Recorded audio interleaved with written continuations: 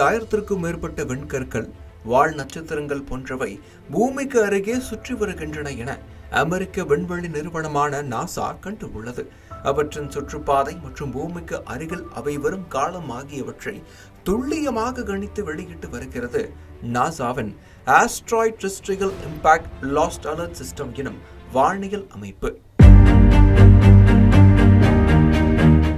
அதன்படி சென்ற ஆகஸ்ட் 7ஆம் தேதி 37 அடி விட்டமுடைய அர்ஜுனா விண்கல் குடும்பத்தைச் சேர்ந்த 2024 BD5 என்ற விண்கல்லை நாசா விஞ்ஞானிகள் கண்டுபிடித்துள்ளனர்.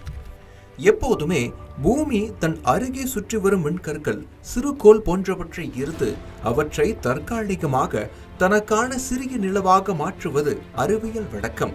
அதன்படி 2024 BD5 விண்கல் பூமியின் ஈர்ப்பு விசையால் எடுக்கப்பட்டு வரும் செப்டம்பர் 29ஆம் தேதி முதல் நவம்பர் 25ஆம் தேதி வரை பூமிக்கு 34 லட்சம் கிலோமீட்டர் தூரத்தில் மணிக்கு 3540 கிலோமீட்டர் வேகத்தில் பூமியின் இரண்டாவது நிலவாக பூமியை சுற்றி வரும்.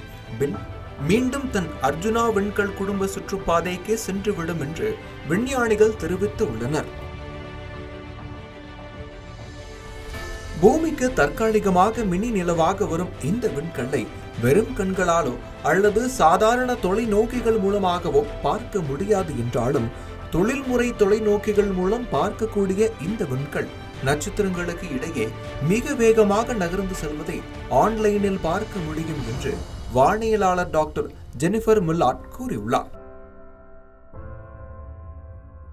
2024 BD5 வரும் நவம்பர் 25ஆம் தேதி பூமியின் சுற்றுப்பாதையை விட்டு வெளியேறினாலும் 2055ஆம் ஆண்டு நவம்பர் மாதத்தில் மீண்டும் சில நாட்களுக்கு பூமியின் இரண்டாவது நிலவாக திரும்பும் என்றும் அதன் பின்னர் 2084ஆம் ஆண்டின் தொடக்கத்தில் மீண்டும் சில வாரங்களுக்கு பூமியின் இரண்டாவது நிலவாக திரும்பும் என்று வானியலாளர்கள் கணித்துள்ளனர். மிக சிறிய அளவிலான இந்த தற்காலிக நிலவு பூமியில் எந்த ஒரு தாக்கத்தையும் ஏற்படுத்தாது என்பதால் பயப்பட தேவையில்லை என்று விஞ்ஞானிகள் கூறியுள்ளனர்.